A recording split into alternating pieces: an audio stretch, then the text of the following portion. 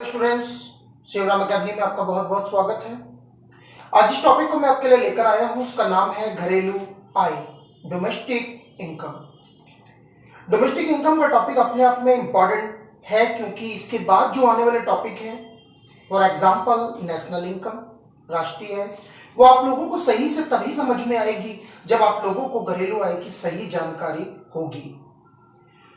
कल को कोई व्यक्ति आप लोगों से घरेलू आय और राष्ट्रीय आय के बीच में अंतर करने को कहेगा तो यकीन मानिए वो अंतर आप तभी कर पाएंगे जब आप लोग घरेलू आय के बारे में सही जानकारी रखते होंगे। और आपकी इसी जरूरत को महसूस करते हुए आज आपके लिए मैं इस वीडियो को लेकर आया हूं और मुझे उम्मीद है इस वीडियो को देखने के बाद आप घरेलू आय को सही से समझ लेंगे। आज के इस वीडियो को शुरू करने से पहले मैं कहना चाहूंगा, यदि आप लोग मेरे चैनल के लिए नए हैं तो प्लीज चैनल को सब्सक्राइब कर लीजिए।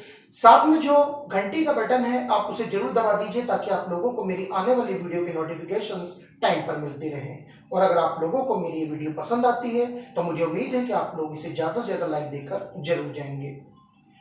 आइए शुरुआत करते हैं आज के टॉपिक की, घरेलू आय। सबसे पहले मैं आप लोगों को घरेलू आय का अर्थ बताना चाहूंगा। एक देश की घरेलू सीमा में एक लेखा वर्ष में निवासियों और गैर निवासियों के द्वारा सृजित साधन आय का कुल जोड़ घरेलू आय कहलाती है। अगर आपने घरेलू आय के इस अर्थ को ध्यान से सुना हो तो तीन महत्वपूर्ण बातें निकलकर सामने आती हैं। नंबर 1 पर एक देश की घरेलू सीमा, नंबर 2 पर निवासी और गैर निवासी, और नंबर 3 साधन आय। और मुझे उम्मीद है कि आप लोग इन तीनों के विषय पर जानकारी पाना जरूर चाहते होंगे और इसीलिए घरेलू आय के बारे में कोई जानकारी देने से पहले मैं आप लोगों को इन तीनों पे संक्षिप्त जानकारी देना चाहूंगा। आम बोलचाल की भाषा में एक देश की घरेलू सीमा में उस देश की राजनीतिक सीमाओं के अंदर जो भौगोलिक क्षेत्र है उसे उस देश की घरेलू सीमा कहा जाता है। भारत कश्मीर से लेकर कन्याकुमारी तक फैला हुआ है, तो ये जो भौगोलिक क्षेत्र है कश्मीर से लेकर कन्याकुमारी तक, ये भारत की राजनीतिक सीमाओं के अंदर है और आम बोलचाल की भाषा में इसे ही घरेलू सीमा कहा जाता है। परंतु यदि अर्थशास्त्र के नजर से देखें तो घरेलू सीमा का कुछ बड़ा या विस्तृत अर्थ निकलकर सामने आता है।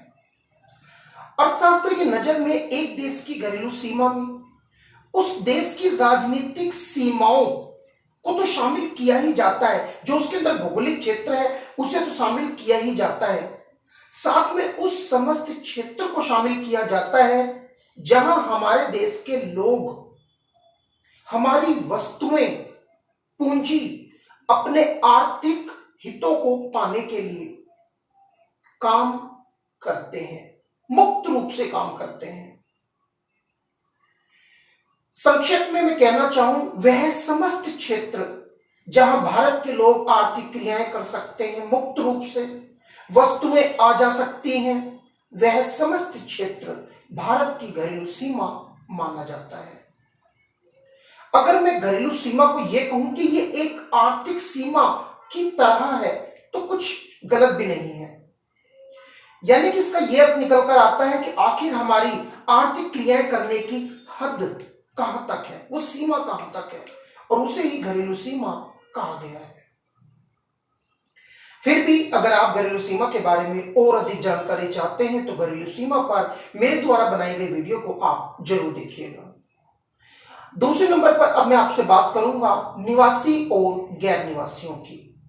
देखिए, एक देश के निवासियों में उस व्यक्ति या संस्था को शामिल किया जाता है जिन्हें उस देश में निवास करते हुए 1 वर्ष की अवधि या उससे अधिक की अवधि हो गई हो और साथ में उनकी जो आर्थिक रुचि है वो उसी देश में केंद्रित हो, तब किसी व्यक्ति या संस्था को उस देश का सामान्य निवासी कहा जाता है।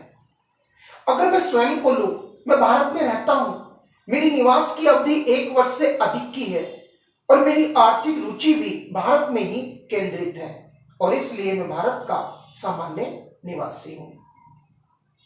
फिर भी अगर आप सामान्य निवासियों पर कोई और जानकारी चाहते हैं तो मैं आप लोगों के लिए सामान्य निवासियों पर भी एक वीडियो बना चुका हूं, आप मेरी वीडियो को जाकर के देख सकते हैं।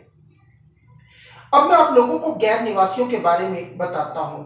वैसे तो जो व्यक्ति इन दो मूलभूत शर्तों को पूरा नहीं करते वो भारत के गैर निवासी होंगे, यानी कि 1 वर्ष से अधिक अवधि के लिए हमारे देश में निवास करना और उनकी आर्थिक रुचि का हमारे देश में केंद्रित होना। मान लीजिए एक विदेशी व्यक्ति या विदेशी नागरिक हमारे देश में 1 वर्ष से कम के लिए रहता है और काम करता है, तब उस विदेशी नागरिक को, उस विदेशी व्यक्ति को भारत का गैर निवासी कहा जाएगा। तो मुझे उम्मीद है कि आप लोगों को निवासी और गैर निवासी के बारे में भी कुछ जानकारी तो मिल ही गई होगी। अब आप लोगों को बताता हूं साधन आय। साधन आय उत्पादन के उन 4 साधनों को प्राप्त होने वाली आय को कहा जाता है और यह आय उन्हें उत्पादकों को अपनी सेवाएं देने के पश्चात प्राप्त होती है। ये उत्पादन के साधन श्रम के रूप में, भूमि के रूप में, पूंजी के रूप में, उद्यमी के रूप में होते हैं। तो ये तो हुई इन तीनों के बारे में संक्षिप्त जानकारी और घरेलू आय का अर्थ। अब मैं आप लोगों को बड़े ही एक सरल से उदाहरण के द्वारा घरेलू आय को समझाने की कोशिश करता हूं और उम्मीद करता हूं कि इस उदाहरण को देखने के बाद आप घरेलू आय को बिल्कुल सही से समझ जाएंगे। तो जरा ध्यान से देखिएगा जो उदाहरण मैं आपके लिए लेकर आया हूं। मान के चलिए ये भारत की घरेलू सीमा है और ये उसके अंदर स्थित भौगोलिक क्षेत्र है और मैं फिलहाल कहूंगा आप इसे ही भारत की घरेलू सीमा मान लीजिए, यानी कि भारत की राजनीतिक सीमाओं के अंदर जो भौगोलिक क्षेत्र स्थित है आप उसे भारत की घरेलू सीमा फिलहाल मान लीजिए, ताकि आप लोगों को घरेलू आय सही से समझ आ जाए। और अब इस घरेलू सीमा में मैंने कुछ चिन्हों का इस्तेमाल किया है, जैसे कि ये चिन्ह और ये चिन्ह। ये वाला चिन्ह मैंने निवासियों के लिए और ये वाला चिन्ह मैंने भारत में रह रहे गैर निवासियों के लिए प्रयोग किया है और इन दोनों ने मिलकर भारत में इस घरेलू सीमा में कुछ साधन आय अर्जित की है और वो साधन आय है 2000 निवासियों ने, 3000 गैर निवासियों ने, 5000 निवासियों ने, 6000 गैर निवासियों ने, 2000 निवासियों ने, 4000 गैर निवासियों ने, 6000 गैर निवासियों ने और 5000 निवासियों ने। और अगर मैं इस साधन आय का जो निवासियों और गैर निवासियों ने अर्जित की है अगर मैं कुल जोड़ करता हूं तो वह 33,000 आती है। और अगर मैं आपसे कहूं कि यही भारत की घरेलू आय है तो बिल्कुल सही है।